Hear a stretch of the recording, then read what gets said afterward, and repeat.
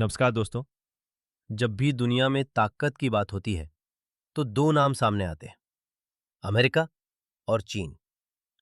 लेकिन एक तीसरा देश है जो चुपचाप और तेजी से दुनिया की शक्ति संतुलन को बदल रहा है, और वो है भारत। आइए जानते हैं क्यों आने वाले सालों में भारत दुनिया की अगली सुपर पावर बन सकता है। दुनिया अब एक ध्रुवीय नहीं रही। अमेरिका जो कभी पूरी दुनिया का अघोषित नेता था, आज खुद अपने अंदर बिखरा हुआ दिखता है। राजनीतिक ध्रुवीकरण, नस्लीय तनाव, गन हिंसा और सामाजिक असमानता, ये सब उसकी आंतरिक स्थिरता को खोखला कर रहे हैं। उधर चीन, जो 2 दशक पहले वैश्विक नेतृत्व की दौड़ में अमेरिका को चुनौती देता दिख रहा था, अब नई चुनौतियों से घिरा है।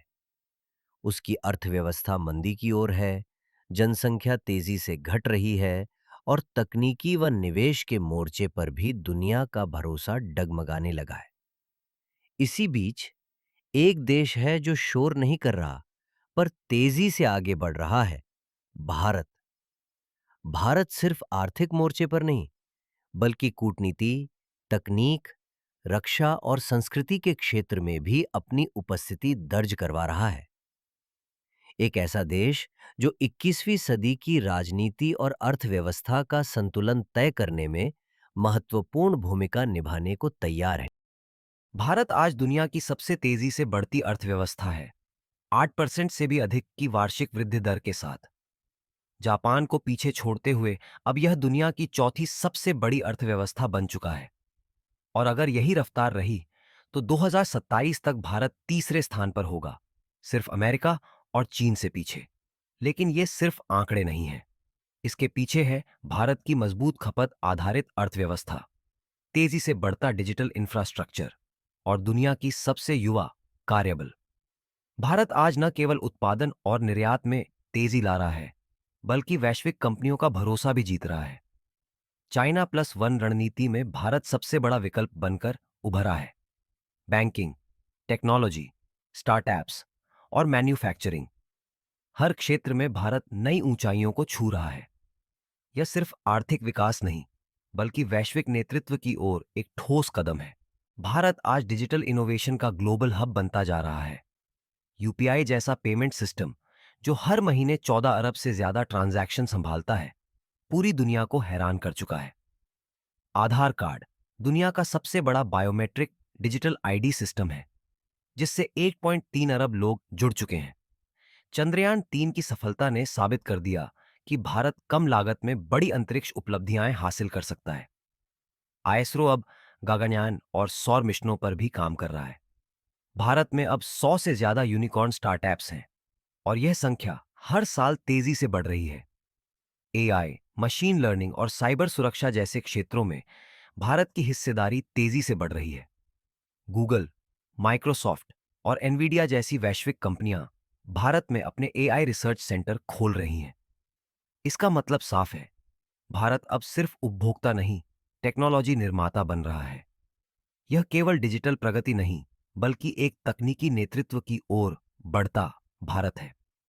भारत आज की दुनिया में एक संतुलित, परिपक्व और भरोसेमंद कूटनीतिक शक्ति बनकर उभरा है। वह किसी एक ध्रुव पर खड़ा नहीं होता, बल्कि G20, ब्रिक्स और क्वाडी जैसे सभी मंचों पर सक्रिय भागीदारी निभाता है। चाहे रूस और अमेरिका के बीच तनाव हो या चीन और ऑस्ट्रेलिया के मतभेद, भारत सभी से संवाद बनाए रखता है।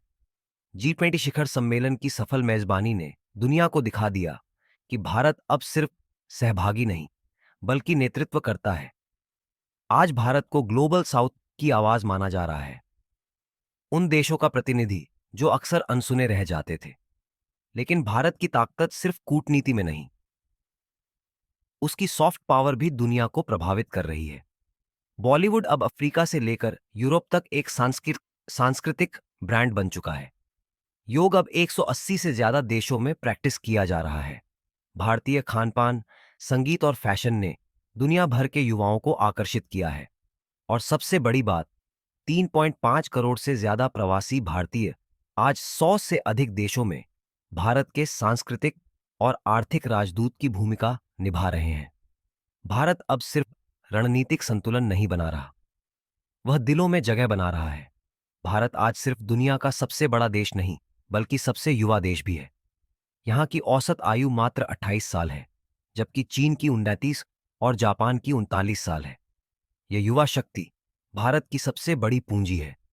हर साल देश में लाखों इंजीनियर, डेटा एनालिस्ट, डेवलपर और एआई स्किल्ड युवा तैयार हो रहे हैं।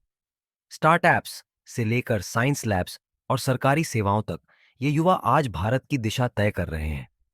भारत के 66% से ज्यादा लोग कार्यक्षमता की उम्र में हैं, यानी वो जनसंख्या जो न सिर्फ देश को चला सकती है, बल्कि दुनिया को सेवाएं दे सकती है। आईटी, हेल्थ केयर और फाइनेंस जैसे ग्लोबल सेक्टर में भारतीय युवा आज मल्टीनेशनल कंपनियों की रीढ़ बन चुके हैं। इतना ही नहीं, भारत में सबसे बड़ा इंग्लिश प्रवीण युवा वर्ग है, जो वैश्विक कंपनियों के लिए भारत को एक स्मार्ट वर्क फोर्स हब बना देता है। यह सिर्फ जनसंख्या नहीं, यह उत्पादकता है।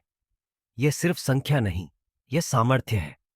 और यही युवा शक्ति भारत को 21वीं सदी की सबसे तेज उभरती महाशक्ति बना रही है। भारत के पास आज सामर्थ्य है, दिशा है और युवा शक्ति भी। लेकिन कुछ गंभीर चुनौतियां हैं, जिनका हल निकालना अब जरूरी हो गया है। पहली चुनौती, इंफ्रास्ट्रक्चर। भारत को अपने गांवों से लेकर शहरों तक सड़कों, रेलवे, लॉजिस्टिक्स और पब्लिक ट्रांसपोर्ट को तेजी से अपग्रेड करना होगा, ताकि आर्थिक विकास हर कोने तक पहुंचे। दूसरी चुनौती, शिक्षा की गुणवत्ता। हर साल लाखों युवा कॉलेजों से निकलते हैं, लेकिन उनमें से कई को वह स्किल नहीं मिल पाती जो आज की डिजिटल दुनिया में चाहिए। शिक्षा को सिर्फ सर्टिफिकेट से आगे बढ़ाकर स्किल बेस्ड बनाना होगा। तीसरी चुनौती, बेरोजगारी और अवसरों की असमानता। देश में टैलेंट की कमी नहीं है, लेकिन रोजगार के अवसर समान रूप से उपलब्ध नहीं है। इसके साथ साथ सामाजिक और आर्थिक विषमता को भी कम करना होगा, ताकि ग्रोथ समावेशी हो। चौथी चुनौती, जलवायु परिवर्तन। भारत को स्वच्छ ऊर्जा, ग्रीन टेक्नोलॉजी और पर्यावरण संवेदनशील विकास को प्राथमिकता देनी होगी, ताकि विकास टिकाऊ बन सके। अगर भारत इन चुनौतियों का समाधान कर लेता है, तो वह न सिर्फ एक आर्थिक ताकत, बल्कि एक आदर्श सभ्यता बन सकता है। सुपर पावर वो नहीं होता जो सिर्फ अपनी ताकत दिखाए। असली ताकत वही होती है जो दूसरों को भी साथ लेकर चले। भारत की सोच वसुधैव कुटुंबकम की रही है, पूरी दुनिया को एक परिवार मानने की। आज जब दुनिया ध्रुवों में बंटी है, तब भारत से संतुलन की उम्मीद है। जब तकनीक पर एकाधिकार की होड़ है, तब भारत ओपन प्लेटफॉर्म्स दे रहा है। जब विश्व नेतृत्व की नैतिकता पर सवाल उठते हैं, तब भारत सभ्यता, लोकतंत्र और विविधता की मिसाल बनकर खड़ा है। भारत सिर्फ एक उभरती अर्थव्यवस्था नहीं, यह एक विचार है, एक रास्ता है जहां विकास और संस्कृति, आधुनिकता और परंपरा साथ चलते हैं। भारत दुनिया की तीसरी सबसे बड़ी अर्थव्यवस्था हो सकता है, लेकिन सवाल सिर्फ जीडीपी का नहीं है, सवाल है नेतृत्व का, दृष्टिकोण का। भारत का यह दशक, बल्कि यह सदी भारत की बन सकती है, लेकिन इसके लिए हमें केवल सरकार पर नहीं, खुद पर भी भरोसा करना होगा। क्या आप तैयार हैं उस भारत का हिस्सा बनने के लिए, जो सिर्फ ताकतवर नहीं, बल्कि प्रेरणादायक हो? क्या आप मानते हैं कि भारत अगली सुपर पावर बन सकता है? कमेंट करें, क्या भारत सुपर पावर बनेगा? और सब्सक्राइब करें ऐसे और वीडियो के लिए।